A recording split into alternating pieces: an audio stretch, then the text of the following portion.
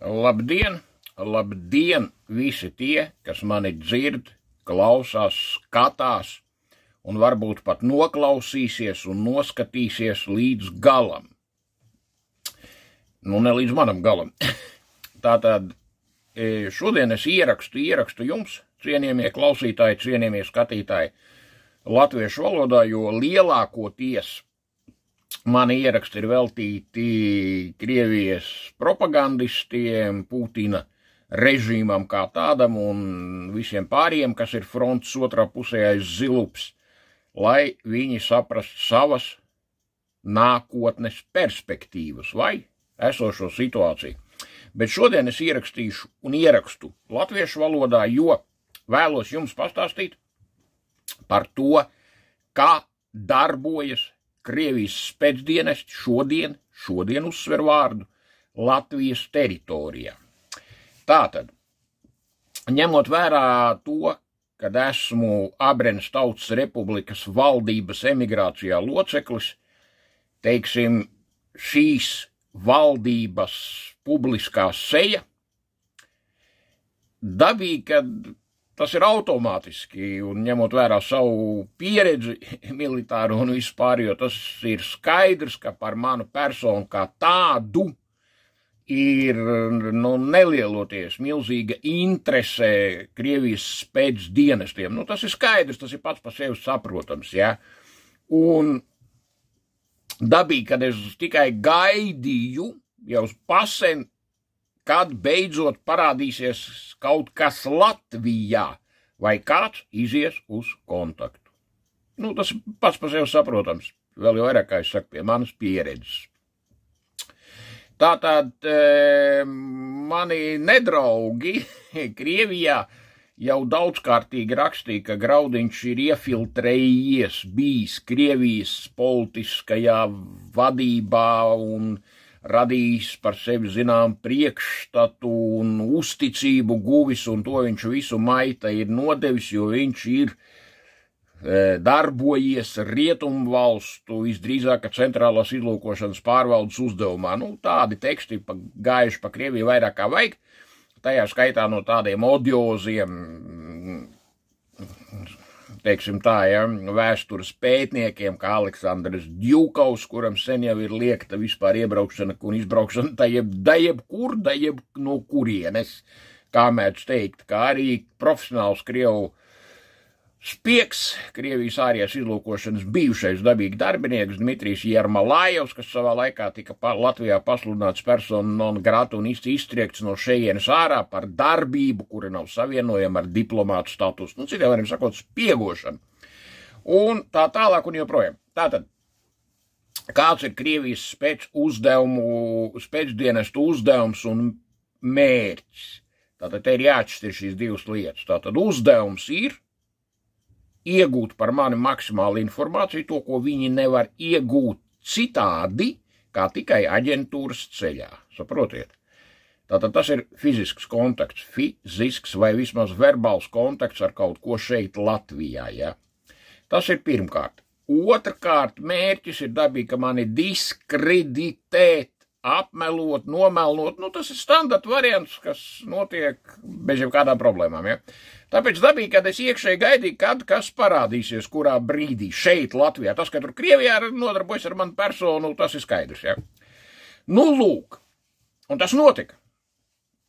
Tātad pāris dienas atpakaļ man Facebookā, man ir lapusi Facebookā, draugos piesakās atvaļināts Latvijas robežsardzes bijušais pulkvežu leitnants Aivars Āboliņš. Vēl vienreiz atkārtošu šī cilvēku vārdu un uzvārdu. Bijušais Latvijas Republikas robežsardzes apakš pulkvedis, puspulkvedis, pulkvežu leitnants. Kāpēc es tādu ironiju saku? Tāpēc, ka tālāk jūs sapratīsiet to visu. Aivars Āboliņš. Es apstiprinu Facebookā draudzību, viņš kļūst par manu draugu. Un sākās saraksti Facebooka Messengerā vai Messengerī. Un aiziet tādi jautājumi ļoti interesanti. Tātad viņš raksta, kad tu esi dienējis Sūžu izlūku desanta bataljonā, kāda tev bija dienesta pakāpe? Atbildu, kapteinis. Nu, tas ir absolūti visiem zināms, es domāju, un to var atrast sekundes laikā, jā. Viņš man raksta pretī, nē, tu biji virsleitnants, kapteinis tu nebija. Ok, bet man vēl nav nekādas tādas, tās domas galvā, ja. Es atrakstu atpakaļ, kad, es varu aizsūtīt kārtējās dienesta pakāpes piešķiršanas pavēli. Jā, es paņemu, nofotografēju aizsūtu, jo tas nav nekas klasificēts, tā nav klasificēta informācija, vēl jau vairāk, tas ir 90. gadu vidus, kur skaidri un gaiši redzams, ka dienot Sūžu izlūku desanta bataljonā, man ir kapteiņa dienesta pakāpe. Viņš saka, ok, pārliecināja, aptuveni tā, ja. Tālāk, kādu amatu tu ieņēmi?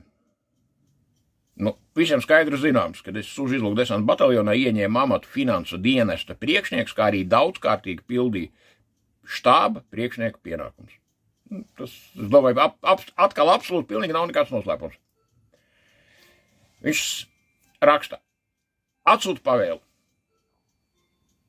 Tā, šeit man nostrādā tas klikšķis, jo, redzat, nodarbojoties ar drošības jautājumiem, ar izlūkošanu, pretizlūkošanu, valsts drošību, nacionālo drošību, vēl jau vairāk tādā situācijā, kāda ir šodien ar Krieviju, un tajā kontekstā ar Abreniju dabīgi, kad izstrādājas zināms tāds profesionālais, kā saka, profesionālā oža, un es saprotu, ka šitien vairs nav parasta interese, bet ir interese gūt informāciju un kaut kam apstiprinājumu. Saprotat, ja?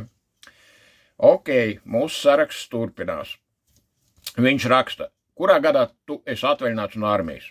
Absolūti precīzi, pilnīgi nav atkal nekāds noslēpums, 1997. gada rudens. Atsūt, ka tas tā ir. Ok, es aizsūtu. Atvaļināšanas pavēli. Arī neklasificēta informācija. Viņš atkal raksta, par ko tu strādāji aizsardzības ministrijā? Tajos gados. Tas viss ir pieejams brīvi bez kādām problēmām. Es rakstu, es aizsardzības ministrijā biju vecākā virsnieka amatā, kas ir absolūti precīzs apzīmējums manam amatam. Pēc tam šos amatus jau pārējot, jau tajā laikā, 97. gadā, pārējot uz NATO vispār politiskās pārvaldes principiem, militārie amati Latvijas Republikas aizsardzības ministrijā tika likvidēti un pārvērsti civildienesta ierēģņu amatos. Es mierīgi rakstu tālāk, kas atkal atbilst īstenībai, ka es biju Latvijas Republikas aizsardzības ministrijas finansu un līgumu departamentu līgumu nodaļas vadītājs.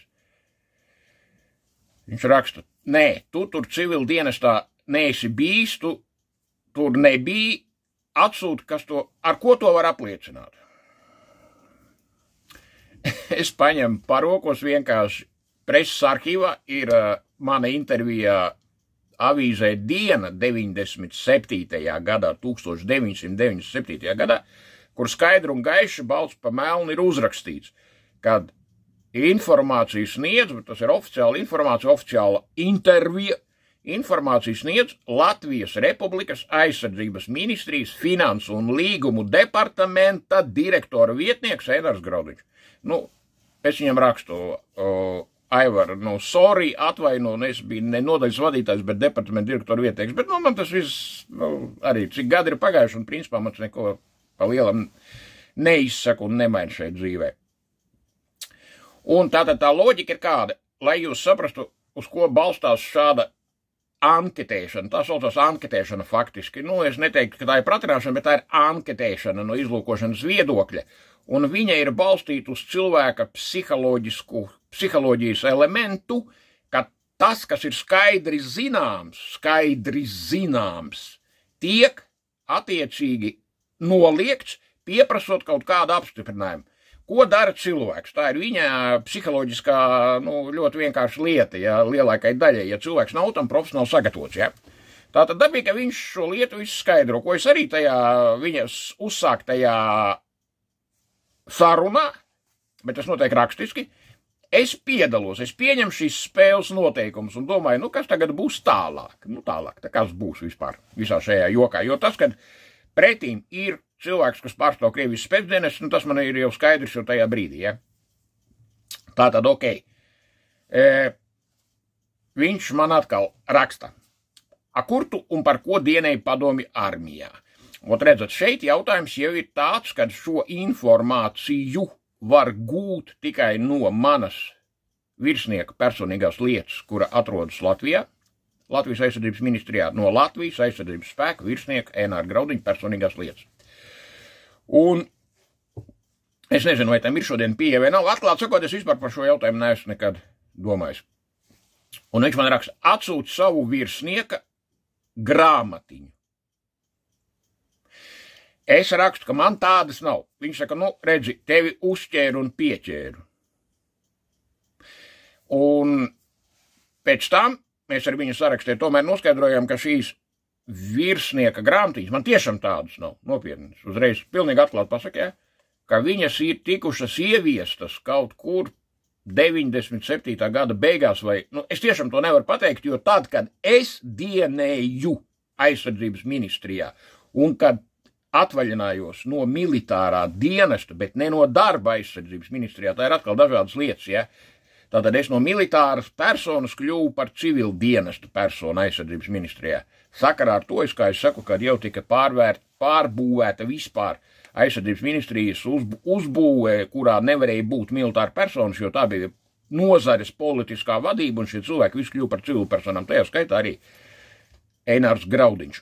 Un, es saku, man tiešām tādas nav, jo manā laikā tādas nebija. Un tad seko ļoti tāds, viņš man sāk skaidrot, ka viņi ir vesela dinastija, kas ir dienējuši Latvijas Republikas robežsardzē kopš 1992. gada. Un kad viņš ir sācis ar tēvu kopā, kurš ir bijis pulkožu leitnants, viņš tajā laikā ir bijis kapteinis un brāli. Un ka tagad jau viņa dinastija turpina viņa dēli Latvijas robežsardzē. Tas viss tiek tur sūtīts arī fotogrāfijas un tā tālāk. Šī loģika ir kāda atkal tālāk no izlūkošanas viedokļa un pretizlūkošanas viedokļa. Tātad cilvēks cenšas ieiet uzticībā kaut kādā, ja, un parādīt, ka mums ir vienota pagātnē, vienotas vērtības, vienotas intereses. Tas ir, tāds, bet diezgan prastā līmenī tas viss notiek, atklāt sakot, teiksim tā, ja. Tāpēc, ka, kā saka, cilvēks spēcdienests ir saistīts, bet nav profesionāls spēcdienests darbinieks, ja. Un par ko tu esi dienējis, tur sākās jautājums padomju armijā. Ok, bet tagad mēs apstādinām to lietu, un es viņam rakstu ļoti labi, ka forši, kad rādu lieku šos visādus, un jā, kad ir šī lieta, ka jūs 3 paudzēs, dienat attiecīgi Latvijas valstī. Un tad es uzdodu jautājumu, es rakstu viņam Facebookā, es saku, klausies, Aivara, kā tādu lietu var būt, ka tu esi atveļināts Latvijas armijas robežsardzes pulkožu leitnants, bet tev draugos, es paskatos viņu draugus Facebookā, ja, uz to brīdi, nezinu, kas tur tagad ir. Ir Aleksandrs Gapoņiem, ka tur viss, sākot vispār viss šis te spektrs Latvijā, ja, tie visi ir viņu draugos. Es saku, kā tā, kāds viss tur iet kopā, ja, šodienas situācija. Atbildi tāda, ka es kopš 2008. gada esmu publisku personu, un es vispār apstiprinu visus un pilnīgi jebko, un tāpēc tam pilnīgi nav nekādas nozīmes, un tā tālāk, un visi mani zina, kā kara rekonstruktoru, kā speciālistu uniformā vislabāko Baltijā, un kad attiecīgi es esmu filmās, filmējies tajā skaitā kopā Mikiju Rurku un tā tālāk. Sāk par nost. Es viņam skaidroju, ka viņš raksta, ka arī tēvs viņam ir beidzis kara skolu karaskolu, viņa tēvs. Un es viņam skaidroju, ka arī mans tēvs ir beidzis saīsināto karaskolas kursu, kas pilnīgi atbilst īstenībā, viss apstiprināts, kā vispār viss ir apstiprināts ar arhīvu dokumentiem dabīga. Un tikai, viņš ir beidzis SS karaspēka apakšvirsnieku saīsināto kursu. Un ir 19. divīzijas Oberšarfīrers. Tālūk, ja. Viņš raksta, mans vectēvs ir dienējis arī leģionā. Jautājums ļoti apšaubāms vairāk iemeslu dēļ, tāpēc, ka tad, kad viņa tēvs savukārt, un ja tur ir vienādi uzvārdi un vēl daudz faktori, dienēja Peisares karaspēkā, un tie sanāk jau kaut kādi 70. gadu sākums, tas ir faktiski izslēgts, kad varēja būt variants 70. gados, un ja tur ir vienādi uzvārdi, uzsver un viss pārējais, ja, tad variants, kad viņš varēja būt padomju bruņotajos spēkos, dabistiski, kad komunistiskajā partijā un visā pārējā, tas ir ļoti, ļoti apšaubāms fakts, bet tā nav mana problēma, ja cilvēkam tiešām vectēvs ir dienējis Latviešu leģionā, gods un slavā, bet es šādu lietu apšaubu, bet es vienkārši atstāstu mūsu to sarakstu, ja.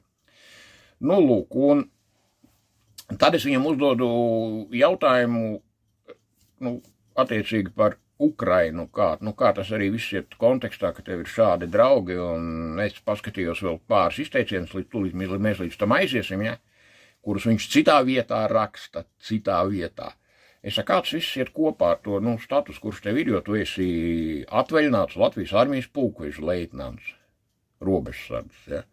Viņš man atbild, ka, viņam principā pie vienas vietas, cik ilgi karšies Ukrainā, un kad tur, lai karo tālāk viņa dēlu, ka viņš jau ir atkarojies un aptuveni tā, ja. Un sāks jautājumu par to, kad viņš ir ļoti sašutis par manu formu. Tas ir šo formu, ar ko es tagad sēžu pret jums. Un ka tādas nav, un ka tā nav paredzēta, un ka te viss ir pārkāpts, un vēl zina, kas sakārts un tā tālāk. Uz ko es atbildu, ka tā ir Abrenes Tautas Republikas valsts drošības ministrijas forma, kāda viņa šodien ir, un ka tai pilnīgi nav nekāda sakara ar Latvijas Republiku, es atbildu tīri no uniformistikas, no militārā viedokļa, un par to viņš var absolūti nesatraukties. Savukārt viss, kas atrodas uz manām krūtīm, ir pamatots, jebkas ir pamatots ar dokumentu. Kā tas arī reāli dabīgi, kad ir, ja. Bet, labi, tas ir tā, ja, un es, ko daru? Es paralēli sāku skatīt, kur viņš vēl vispār varētu būt, jo, te ir jāsāk saprast, kā saka, ar ko mums ir darīšana. Un ir tāds Latvijas kolekcionāru saits Antikvar LV, kur šī persona Aivars Āboliņš ir pazīstams, tur cilvēki lieto niks, tas ir iesauka vai vienkārši atpazīstamības uzrādītājs, ja, kur viņš ir kombat ar C burtu, combat,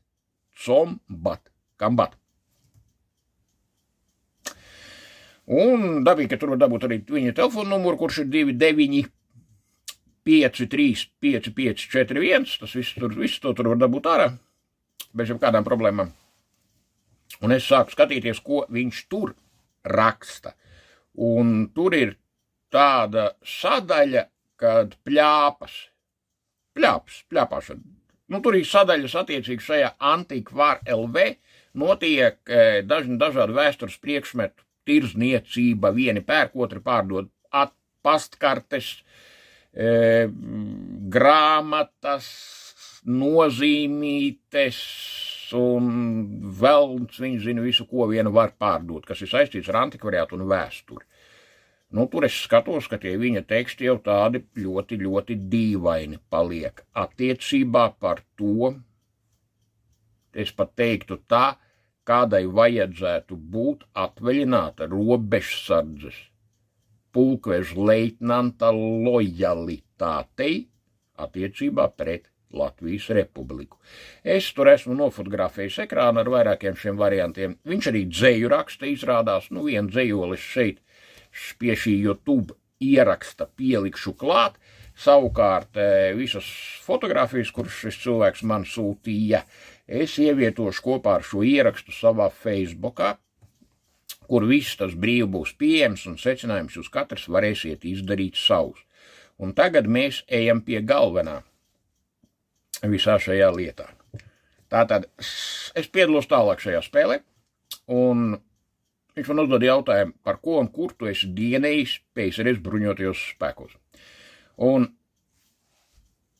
lai varētu strādāt ar šādu veidu kadriem, kurš pretīm ir citas valsts spēcdienesta aģents, es viņu nosaucu tā jau absolūti precīzi definēju, un faktiski es pārliecināts, ka viņš ir Krievijas federālā drošības dienesta aģents. Pie tam ilgstoši, un jautājums ir tikai, vai viņš ir savervēts, pildot dienesta pienākums Latvijas Republikas robežsardzē, vai jau ieradies Latvijā 92. gadā jau kā Krievijas spēcdienestu aģents ar konkrētu mērķi iefiltrēties Latvijas Republikas robežsardzē jau tajā laikā.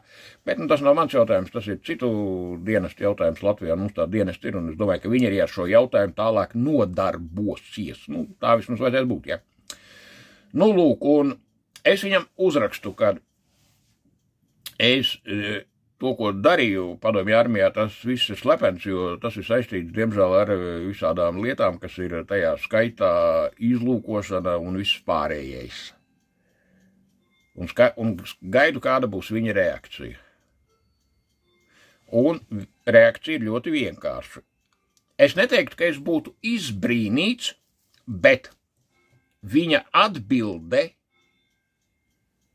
mani nedaudz pārsteidza, jo es negaidīju, ka teksts būs tik tiešs, jo tā ir krišana, principā šeit aģents iekrīt, ja.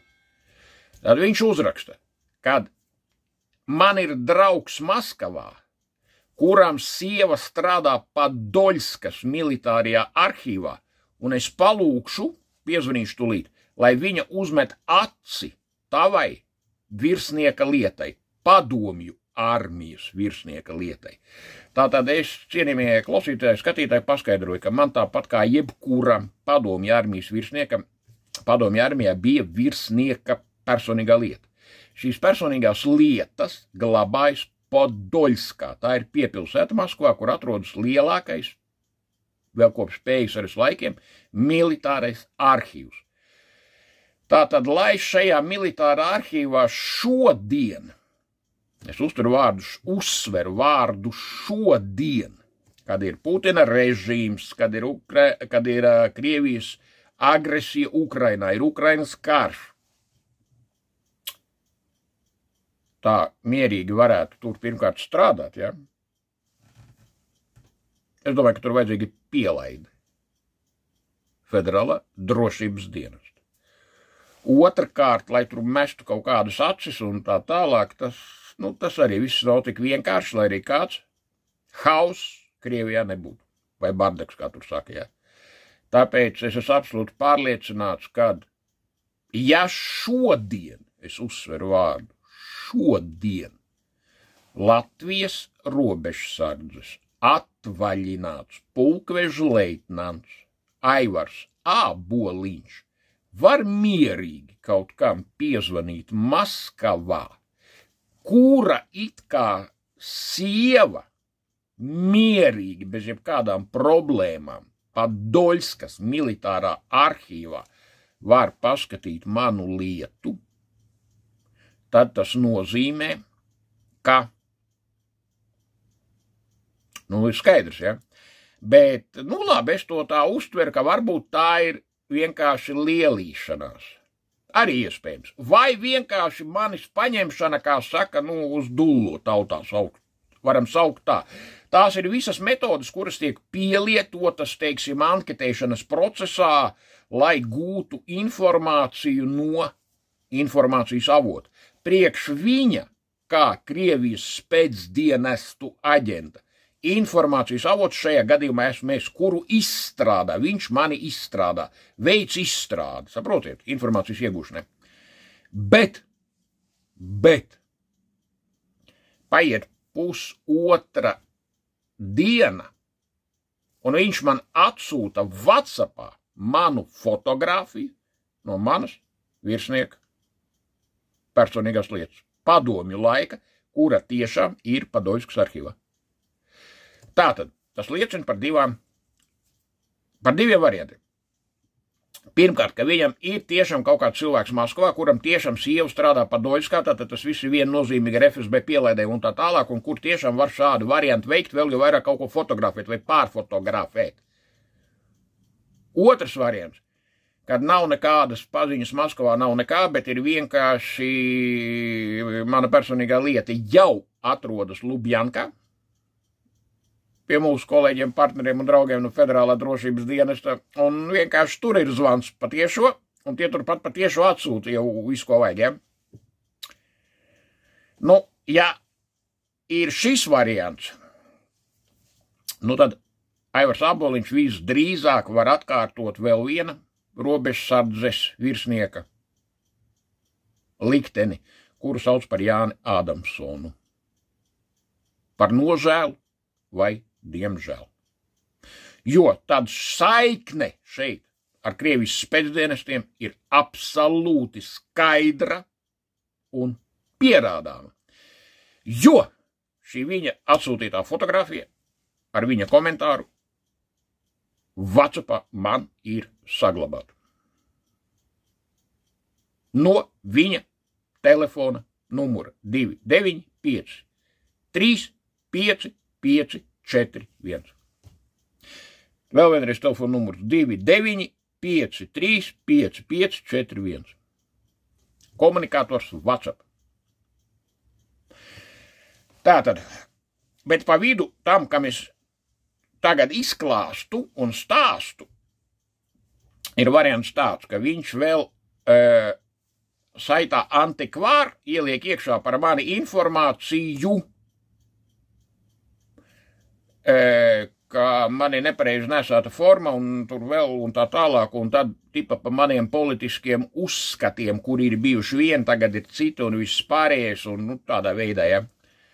Un paskaidro man, ka viņš vēl to visu var nopublicēt, ieskaitot manu personīgo lietu virsnieka, kura ir Krievijā, kura norāda, ka es esmu dienējis Pievolgas Urālu kara apgabalā par karaspēka daļas finansu dienestu priekšnieku, kas dabistiski atbilst īstenībai, absolūtākai pie tam vēl.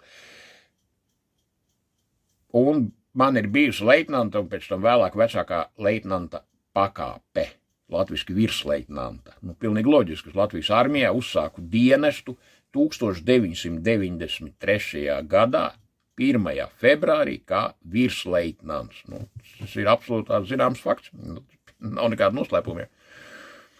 Un viss tas ir baigi labi, un šitādā veidā mēs tur, kā saka, komunicējam, un tad es viņam piezvanu, jo tur vienkārši antikvārā pats raksts, ko viņš ievieto par mani, ir pirmkārt nepareiza informācija, otrkārt viņš ir neslavu ceļošs, un tā tālāk es piezvanu saitā moderatoriem un saku, ka ir iespējami divi varianti. Variants pirmais, kad es vienkārši veicu civilu prasību gan pret portālu, gan pret šo Aivaru Aboliņu, un konkrēti par neslavu celšanu, par nepamatotu datu izvietošanu, tad to visu var padzīt apakšā vai salikt kopā bez kādām problēmām. Nē, viņi uzreiz saka, mēs to visu dzēšam ārā, un vēl vairāk tur politiska nokrāsa visam tam tāda, ne īpaši Latvijai vai par labu, ja. Attiecīgi tas tiek izdzēsts ārā. Bet tā kā man ir zināms virsnieku gods, jo es ne tikai Padomjas Savienības armijā dienējis, bet es esmu dienējis labākajā un elitārākajā karaspēka daļā Latvijā, Sūžu izlūku desanta bataljonā, pēc tam dienējis Latvijas Republikas aizsardzības ministrijā, neteiksim, ka pašā zemākajā amatā pat.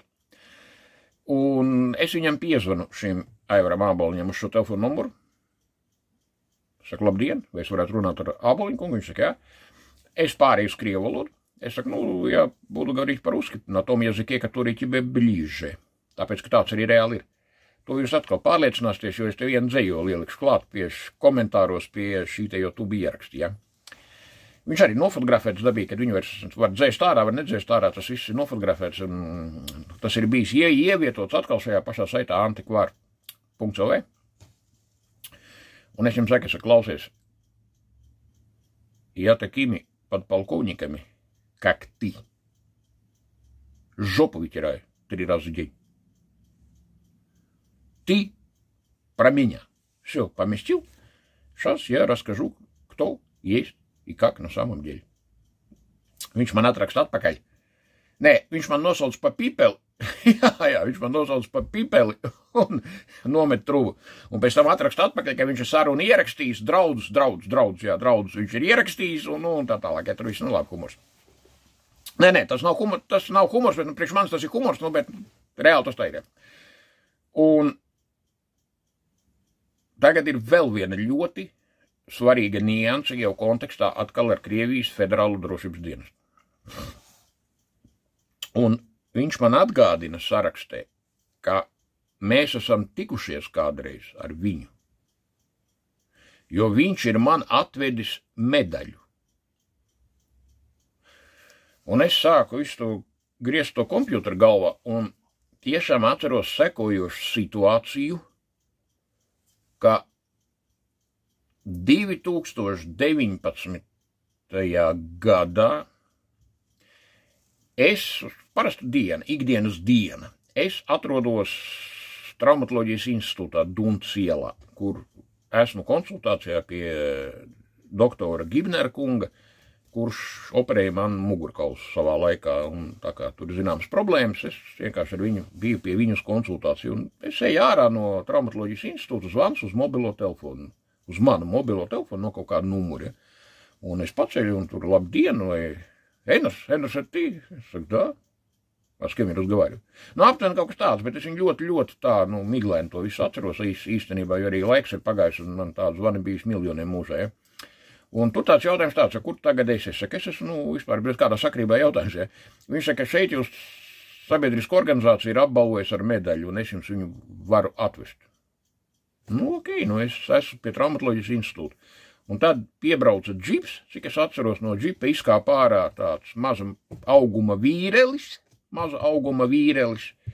kurš izrādījās ir šis Aivars Āboliņš. Un tad viņš man pasniedza medaļu uz ielas no biedrības ordenis, kuru vadīja tāds Konstantīns Buglovs.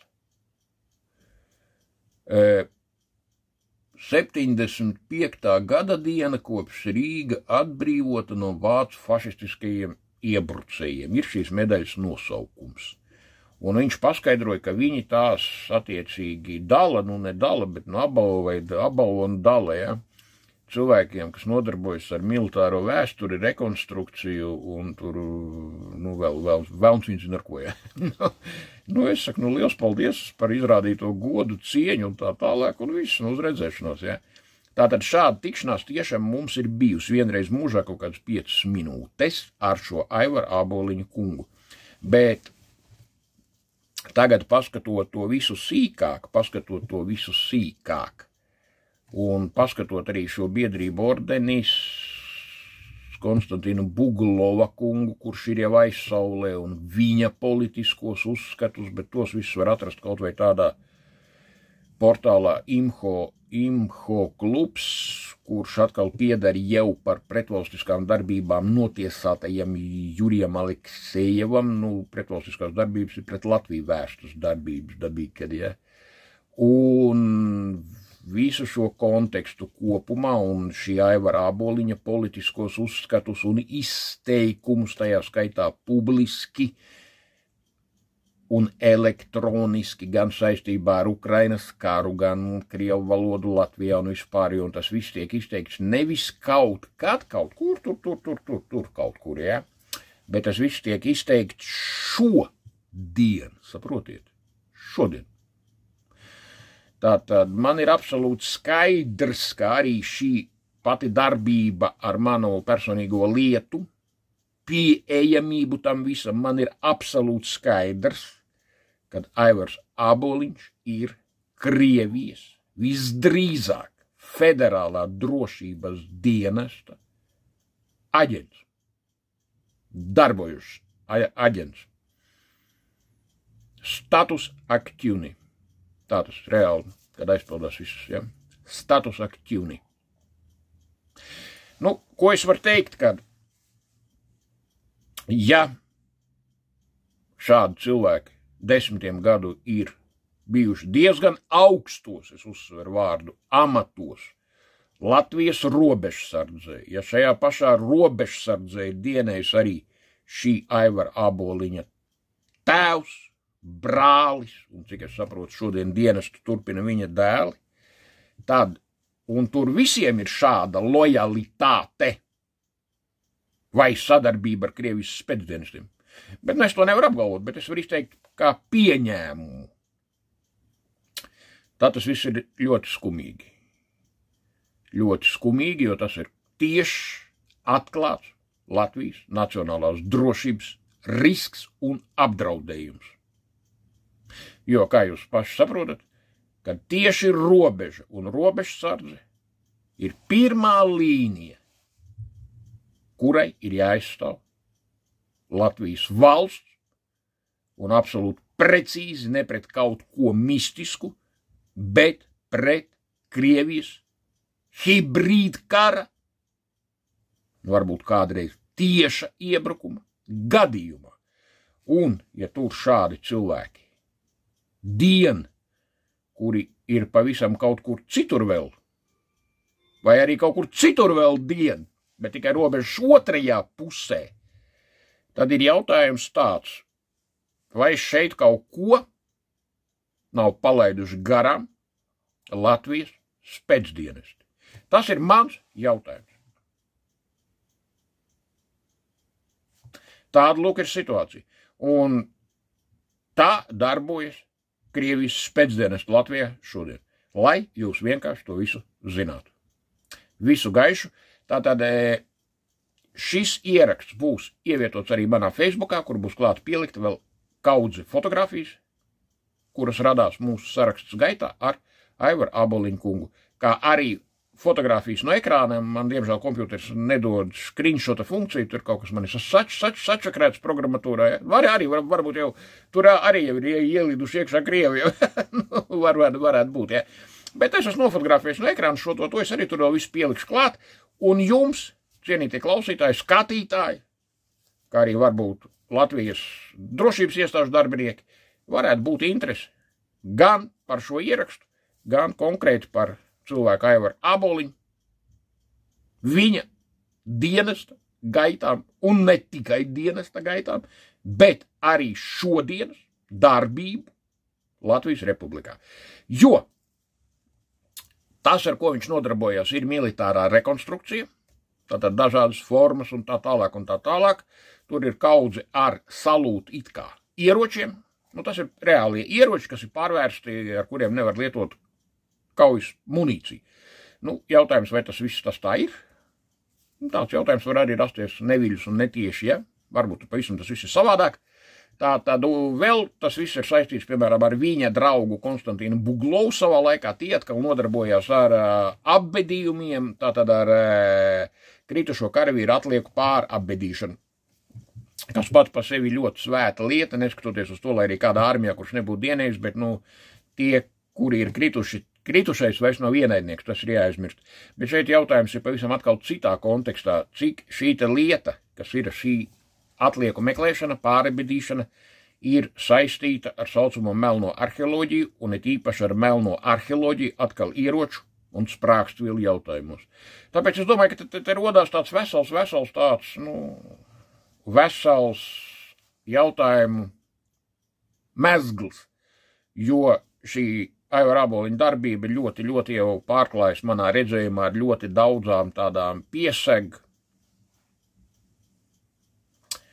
varētu pateikt, aktivitātēm vai piesegumiem, kuri ļoti brīvi ļauj vākt informāciju, apkopot informāciju, jo arī tādās rekonstrukcijās, militārajās un visādās militārajās izpētēs un tā tālāk, tas viss ir ļoti cieši saistīts ar esošiem, ar bijušajiem Latvijas dažādos militāros formējumos dienošiem virsniekiem, kas visi ir informācijas avots pats par sevi, un dabīgi, ka tas dod milzīgu iespēju vienkārši šodien nodarboties klai ar spiegošanu mūsu pretinieku, tas ir pretinieks, ienaidnieks,